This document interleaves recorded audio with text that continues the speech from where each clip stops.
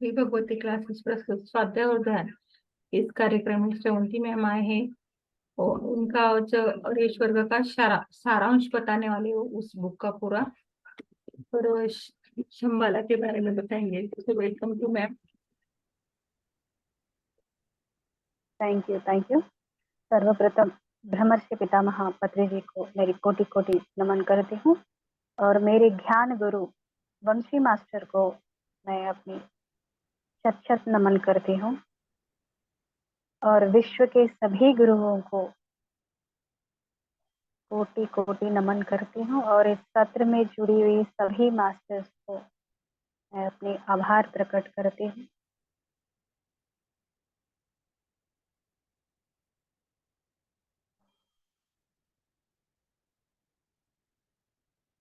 तो मास्टर्स, आज हम वंशी मास्टर के द्वारा लिखा हुआ ये अरिषड वर्ग ये बुक के सारांश पूरा हम आज बताएंगे, डिस्कस करेंगे। एक ग्लिम्स की तरह हम पूरे डिस्कस कर चुके हैं, लेकिन इसके एक बार इसको विश्लेषण करेंगे 1 to 1 पॉइंट्स में।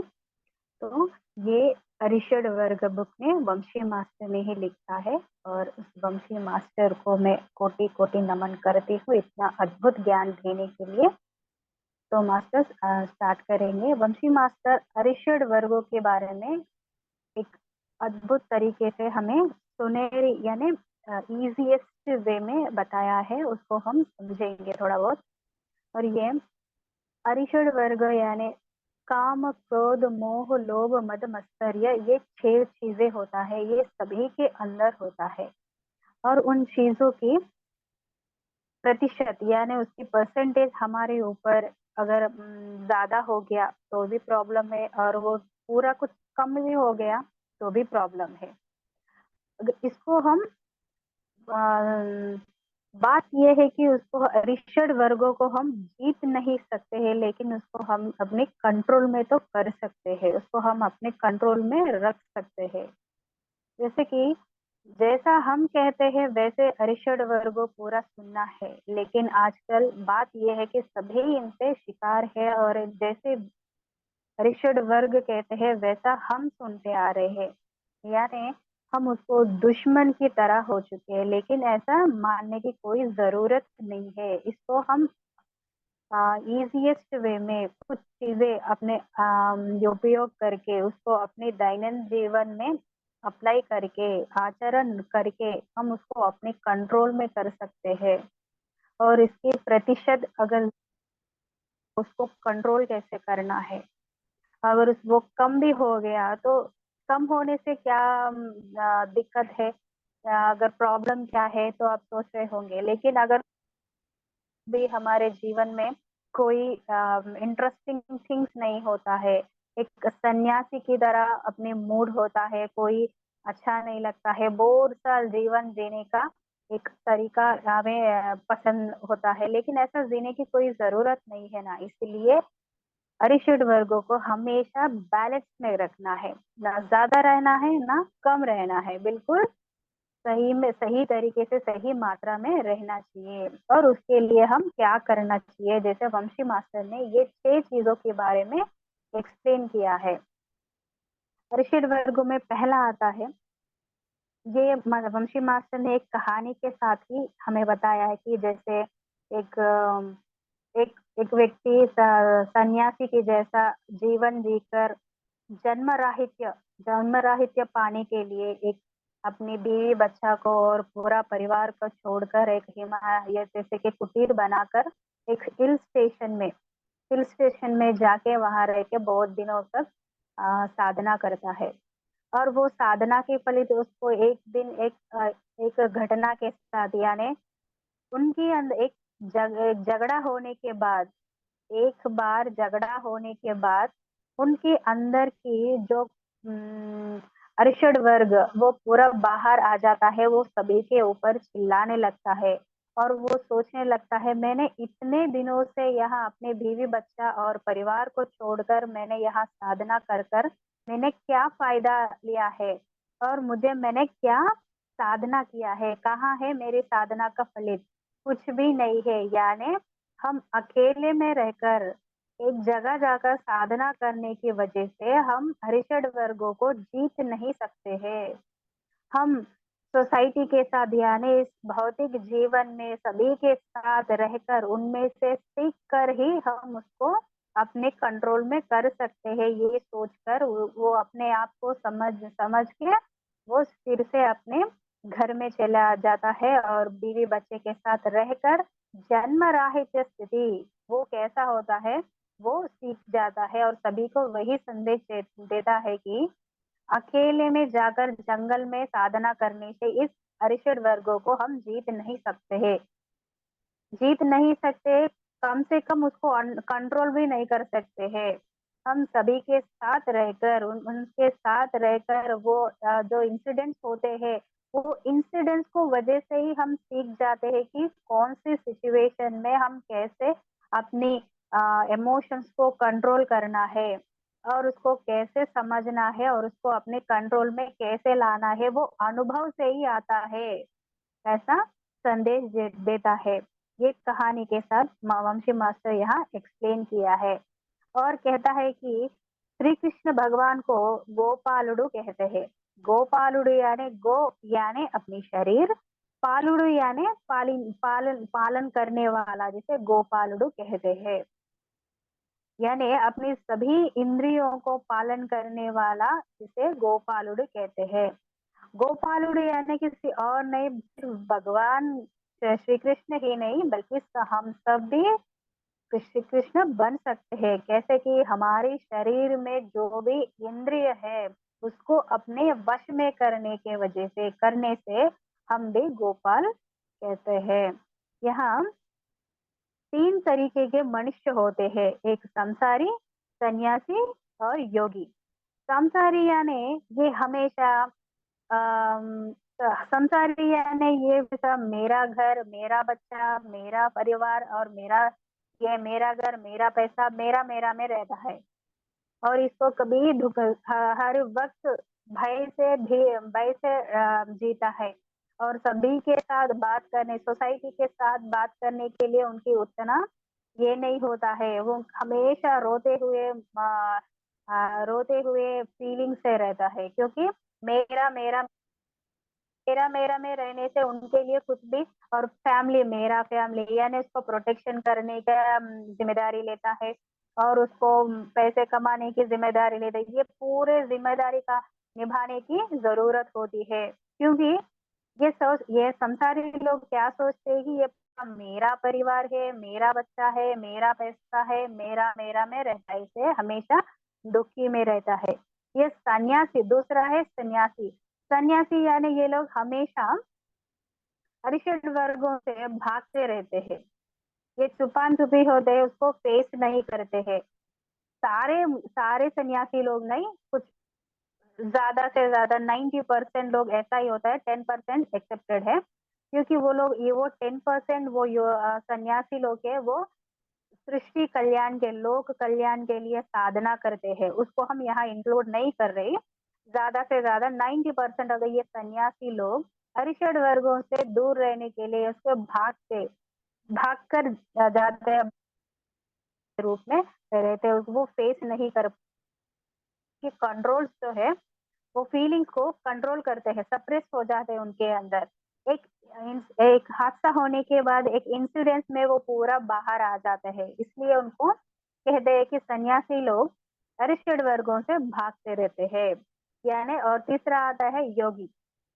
योगी यानी सोसाइटी के साथ ही रहता है, सभी के साथ होता है लेकिन अरिषद वर्गों को अपने कंट्रोल में रहता है, कंट्रोल में रखते हैं, जिसे योगी कहते हैं। जैसे कि श्री कृष्ण महाअवतार बाबा जी और जो भी मास्टर्स लोग हैं, ये लोग कैसे होते हैं, उनके कोई फीलिंग्स नहीं होते। अगर दुख भरी है इंसिडेंट है वो भी वो न्यूट्रल में रहता है। बहुत आनंद हो रहा है उसे, वो जब भी आनंद में होता है। एक किसी के एक्सीडेंट हो गया है वो भी न्यूट्रल रहता है और बहुत बड़ी लॉटरी लगी हुई है तब भी वो स्टिल न्यूट्रल में रहता है। यानी उसका कोई कंट्रोल में रहता है, इसका कोई अच्छा लगा तो हैप्पी होना, बुरा लगा तो सैड होना, ऐसा नहीं होता है। और वो हर एक इश्यू को यानी हर एक इंसिडेंट को वो फेस करता है, ना मेरा मेरा में रहता है, ना उससे भाग कर चला जाता है। ये सभी को सबके साथ रहता है और अटैच्ड होता है और अटैच में रहता है, उसी तरह डिटैच भी रहते हैं, जिससे योगी कहते हैं। कौन सा? संसारी, अरिषड वर्ग से पकड़ कर जीने वालों को संसारी कहते हैं, और उनको छोड़कर भागने वाला जिसे सन्यासी कहते हैं। और आखिरी होता है अरिषड वर्गों को अपने वश में रखकर, जैसे कि श्री कृष्ण भगवान की स्थिति होती है, जिसे योगी कहते हैं। हम सभी इस अरिषड वर्गों को अपने कंट्रोल में रखकर श्री कृष्ण के जैसा बनना है, ऐसा ममशी मास्टर ने यहाँ लिखा है इस बुक के दौरान।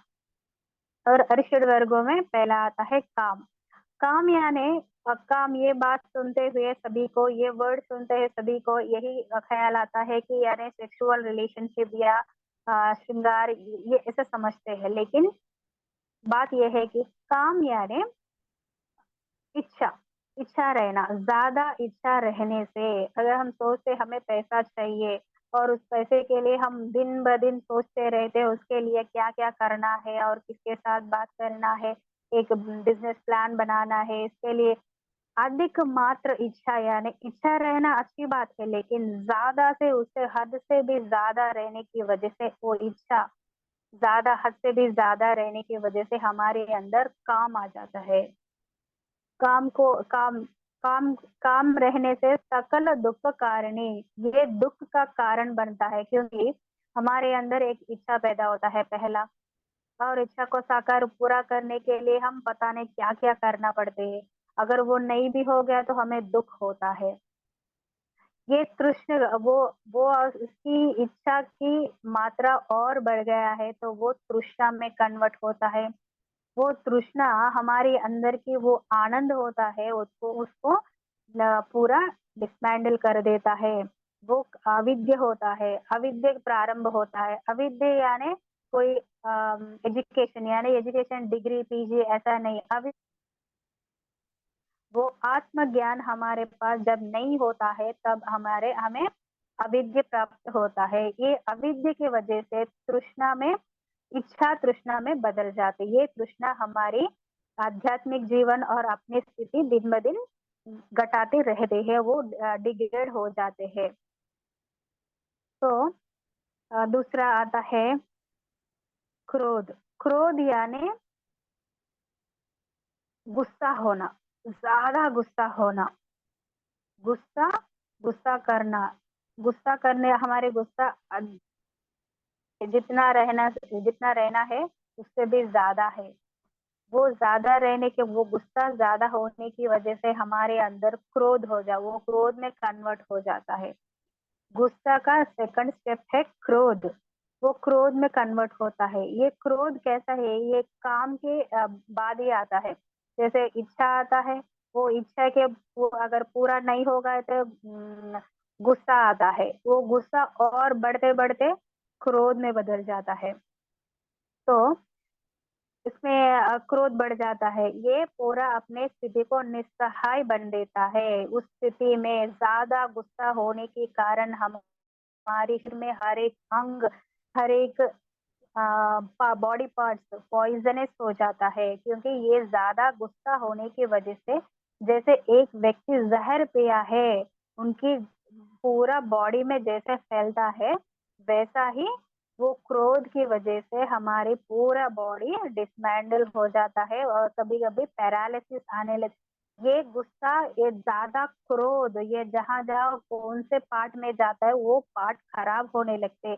वो फीलिंग, क्रोध, गुस्सा हमारी हार्ट पर हो, हार्ट में लेते हैं तो का कारण बनता है और पेट में जाता है तो वो एसिडिटी हो जाता है।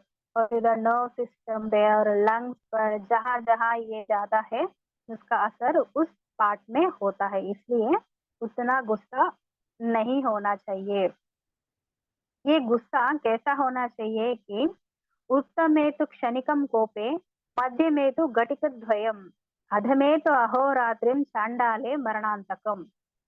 यानी उत्तम का गुस्सा एक क्षण मात्र होता है, एक ही क्षण होता है, और मध्यम का गुस्सा एक दिन होता है, और अदमे तो अहोरात्रिम, अदम का क्या होता है, एक दिन एक रात यानी दिन होता है, और चांडाल का यानी मरणांतकम, यानी जब तक वो जिंदा रहता है तब तक वही गुस्से में रहता है। इसलिए उत्तमेतु क्षणिकम, जैसे हमारे गुस्सा कैसा रहना चाहिए, उत्तमेतु उदम के जैसा हमारे गुस्सा मात्र होना चाहिए। अगर वो गुस्सा आ भी गया तो एक क्षण में खत्म होना चाहिए, वैसा रहना चाहिए, क्योंकि उत्तम के लक्षण के जैसा हमें होना चाहिए, चांडाल के जैसा नहीं। जैसे जैसे वो अड़ोस पड़ोस वाले हमें एक बात बोल भी दिया तो हम क्या रखते हैं, ये लोग ऐसा कहा ऐसा कहा, हमेशा उनको देखते ही वो याद हमें वही बात याद आता है। यानी हम कौन सी स्थिति में, चांडाल के स्थिति पर है, वैसा नहीं रहना चाहिए। अगर हमारा गुस्सा आ गया उसी पल निकाल देना चाहिए और सोचना चाहिए कि वो भी सीखने के तौर पर है, अभी भी वो सीख रहा है, वो मेरे जैसा ही है, ऐसा सोचकर उनको पूरी तरह से दिल में से निकाल देना चाहिए। वो गुस्सा चाहिए उत्तम के लक्षण होता है। और तीसरा आता है लोभ। लोभ तीसरा है लोभ। जैसे हमारी इच्छा की वजह से हम उसके ऊपर काम करते हैं, पैसा कमाने के लिए सोचते हैं, प्लान बनाते हैं। ये सब करने के बाद हमें अगर नहीं मिल भी नहीं गया, वो नहीं मिला है, तो क्रोध आ जाता है। वो क्रोध बढ़ बढ़ के क्या होता है, अपने जहर को, अपने शरीर को पूरा जहर से फैला देते हम। उस तरह हम पूरा ये हो जाते हैं। और जब भी हम लोभी कभी बनता है,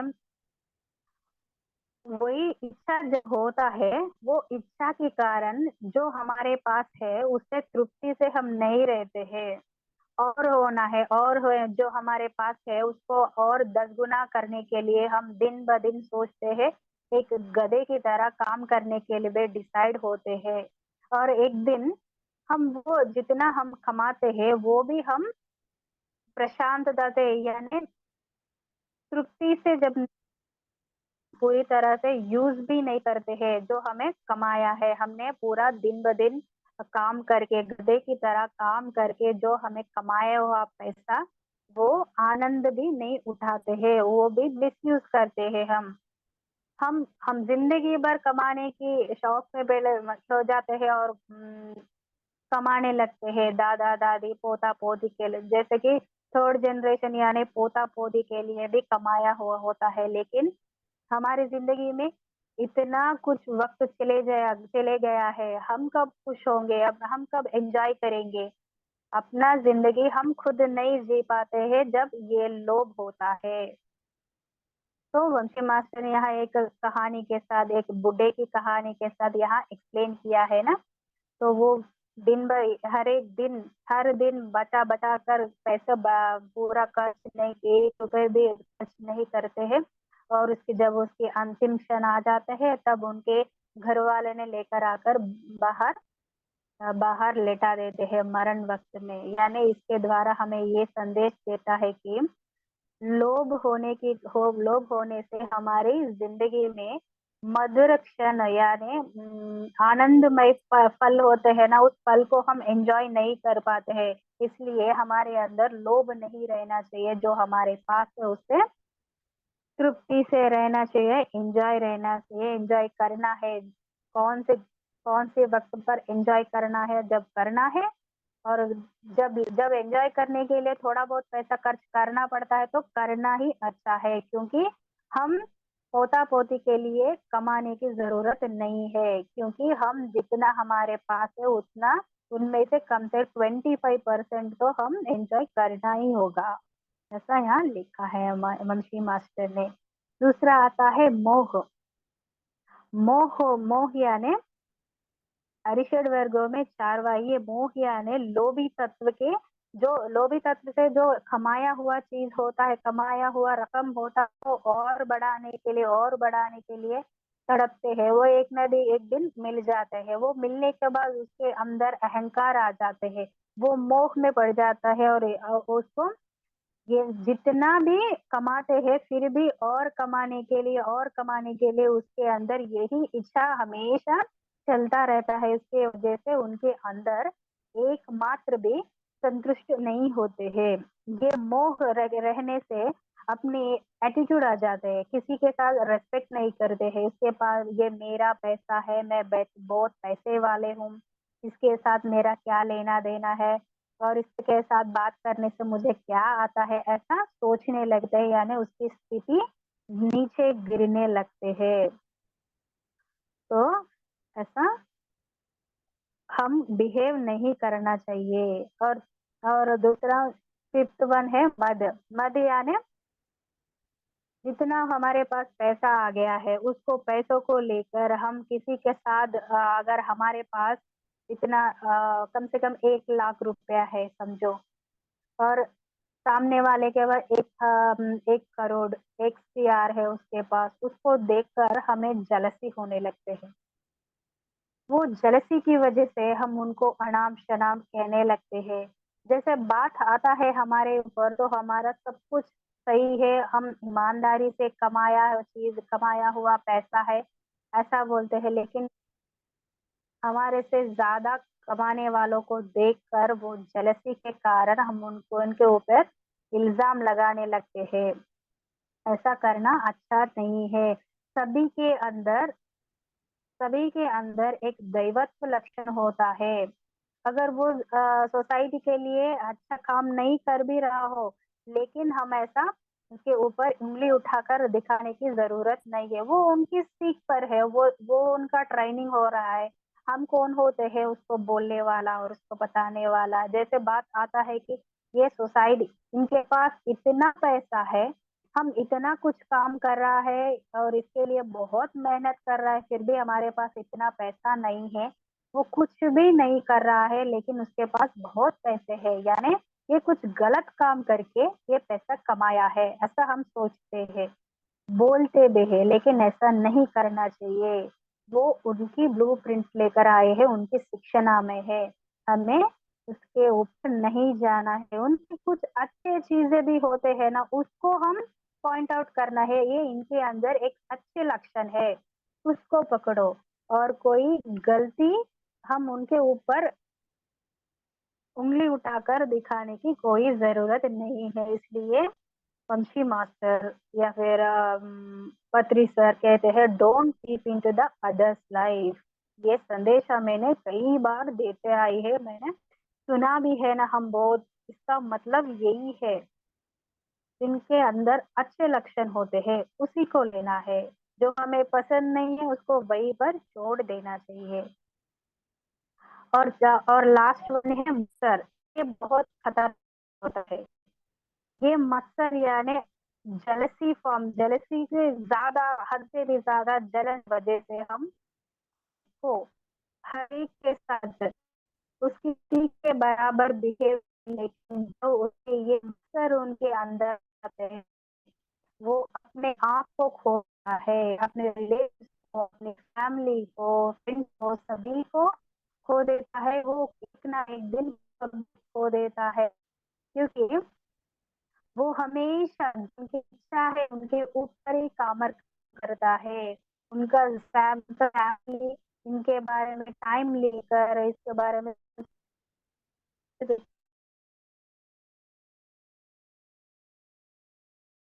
ओके, तो नेक्स्ट वन है, और इस अरिषड वर्गों के बारे में यहाँ एक्सप्लेन किया है। काम, क्रोध, लोभ, मद, मत्सर्य, ये चीजों को हम उनके बारे में, उसका तत्व कैसे होता है, अगर ये अटैक होने के बाद यानी हमारे अंदर इनकी प्रतिशत ज्यादा होने के कारण हम कैसे बिहेव करते हैं, इसके बारे में हम अब तक ध्यान लिया है, उसको जाना है। लेकिन और उसको कैसे कंट्रोल करना है, ये अटैक हो गया था, एक ह्यूमन बीइंग का बिहेवियर कैसा कैसा होता है वो हमें पता चल गया। अगर ये अटैक को हम कैसे दूर करना है और इससे कैसे बचना है, ये कुछ चीजों अप्लाई करके, कुछ विषय को अपनाकर और अपनी अपनी भौतिक जीवन में अप्लाई करके, आचरण में रखकर हम इसको कैसे करना चाहिए, इसको लिए टू टाइप में, टू पार्ट्स में वंशी मास्टर ने यहाँ एक्सप्लेन किया है।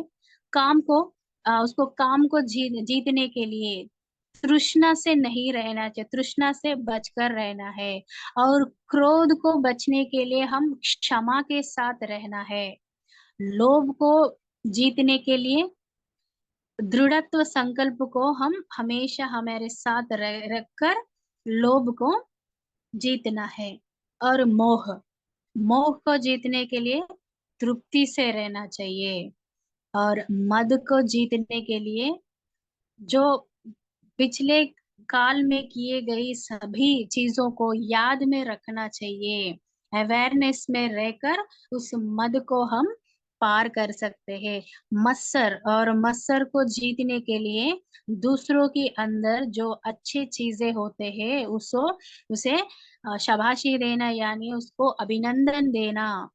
उसको अभिनंदन देने से हमारे हृदय पर वो चीजें जो करना भावना होता है, वो अप्रिशिएट करने का वो जो चीज लक्षण होता है वो बढ़ता है। वो बढ़ने से हमारे अंदर ये मत्सर को हम मत्सर से बच सकते हैं। और यहाँ कुछ क्वेश्चन एंड आंसर्स जो अपने व्यूअर्स है वो लोग वंशी मास्टर से पूछा है, उन्होंने उनका उत्तर दिया है वंशी मास्टर में, उसको हम ऑलरेडी एक्सप्लेन कर चुके हैं। और तीसरा लास्ट वन हम, और इसको और बैलेंस में रखने के लिए, और अब तक हमने 6 पार्ट इस का क्राम, क्रोध, मोह, लोभ, मद, मत्सर्य, इन चीजों को इनसे बचने के लिए क्या क्या करना है अब हमने एक्सप्लेन किया है। और दूसरा पार्ट में क्या करना है और क्या करके हम इससे बैलेंस में करना है। पहला आता है ध्यान। ध्यान करना हर रोज अपनी उम्र के हिसाब से, जितना हमारी उम्र होता है उतना ध्यान करने का जरूरत होता है। जैसे हम ध्यान करते हैं तो अपनी सहस्त्रार से विश्व शक्ति, हम विश्व की ऊर्जा हमारे शरीर में आते हैं, तो जन्म जन्मों की दुष्कर्माएं दग्ध होने लगते हैं, अपनी नाड़ी मंडल शुद्ध होते हैं। इसके लिए निश्चल चित्ते जीवन मुक्ति, ऐसा कहा है कि निश्चल चित्ते जीवन मुक्ति, यानी निश्चल चित्ते यानी निश्चल से रहने के, जीवन मुक्ति यानी दुख से बाहर होते हैं। जब दुख हमारे अंदर से दुख को बाहर निकाल देते हैं, तब हमारे ये जीवन मुक्ति मिल जाते हैं। वो तभी प्राप्त होता है जब हमारी स्थिति निश्चल होते हैं।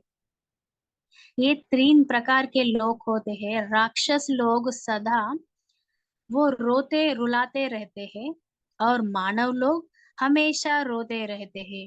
और देवताएं सभी को आनंद से रहते हैं और सभी को आनंद देते हैं। राक्षस और मानव ध्यान करके वो भी देवता जैसे बन सकते हैं।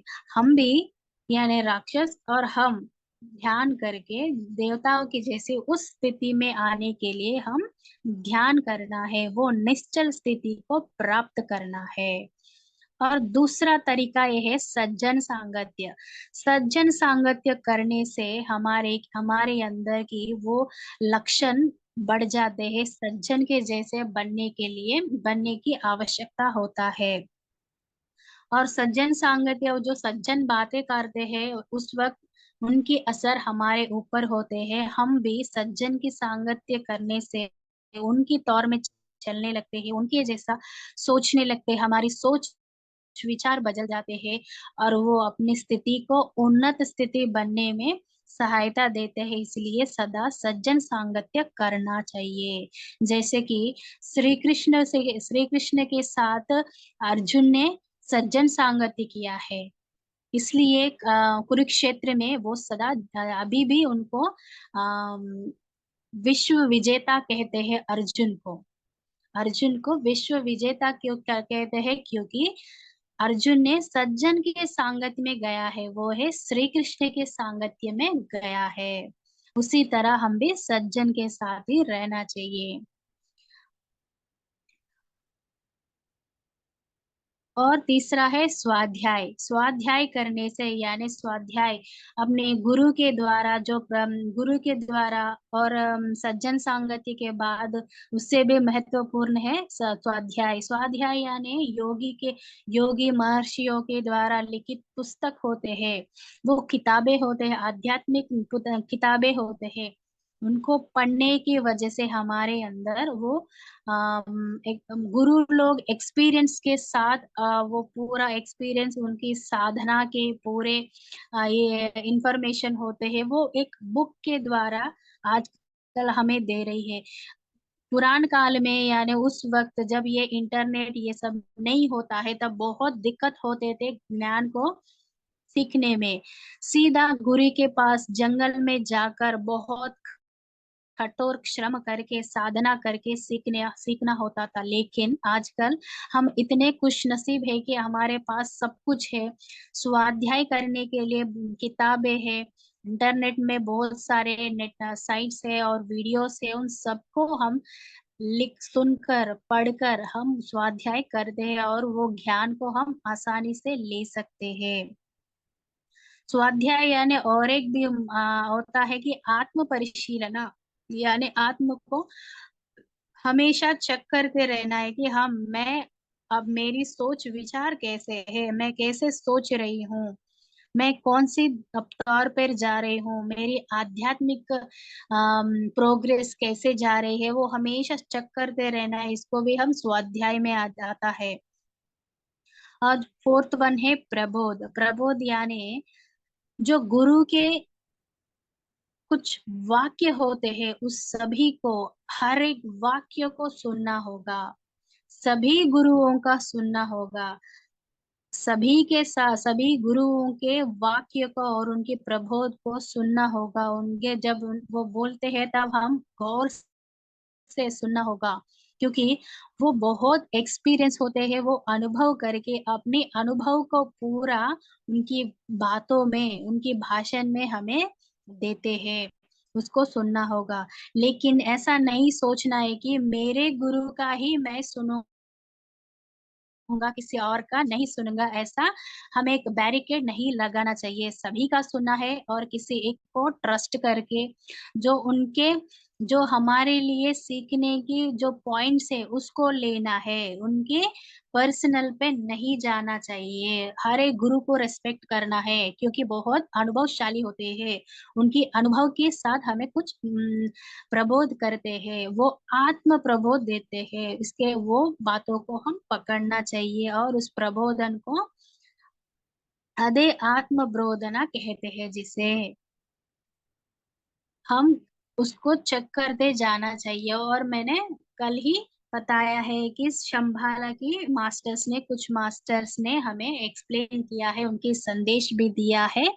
हमने ब्रह्मर्षि विश्वामित्र ने आनंद के बारे में, और महर्षि कण्व महर्षि ने प्रेम के साथ रहने के लिए, और अगस्त्य महर्षि ने सर्विदम कल्विदम ब्रह्मा के बारे में संदेश दिया है, और महर्षि मार्कंडेय ने दृढ़ संकल्प कैसे करना है उनके बारे में दिया है, और ब्रह्मर्षि वशिष्ठ ने सभी गोप्य यानी सीक्रेटली गुप्त को, एक काम जब तक पूरा नहीं होता तब तक किसी को कुछ नहीं बताना चाहिए, इसके बारे में एक्सप्लेन किया है, संदेश दिया है। महर्षि पुलस्त्य ने भी ये सब इनकी शक्ति को, अपनी पूरी शक्ति को इकट्ठा करके एक बनाने के लिए उनके बारे में संदेश दिया है। महर्षि पुलाहा और कत्र ये हर भौतिक जीवन में अपनी जो चीजें होते हैं वो फुलफिल करने में हर एक चीज को साक्षी मानकर देखकर रहना ही वैराग्य होता है। साक्षी भूत से जीवित रहना ही वैराग्य होता है। इनके वैराग्य के बारे में महर्षि पुलासा और कत्र ने ही संदेश दिया है। ये रहा मास्टर, ये पूरा अरिषड वर्गों के बारे में एक समरी के जैसे मैंने बताने के लिए कोशिश किया है, एक्सप्लेन किया है। Thank you masters. हम देवयानी मैम, हम ये 1 सेकेंड, ये जो शंबाला है ये बहुत बड़ी क्लास है, इसमें बताना नहीं होता है, इसको स्पेशल क्लास रखेंगे हम। ओके, चलेगा मैम। ये 30 मिनट्स 20 मिनट्स में बाकी ऑलरेडी क्वार्टर टू टाइम हो रहा है, अब तो नहीं होगा। एक और एक क्लास लगाकर इसके कम से कम 30-40 मिनट्स तो जरूर लगेगा इस क्लास के लिए। अगले अगले शुक्रवार को लेंगे। Thank you, thank you, thank you.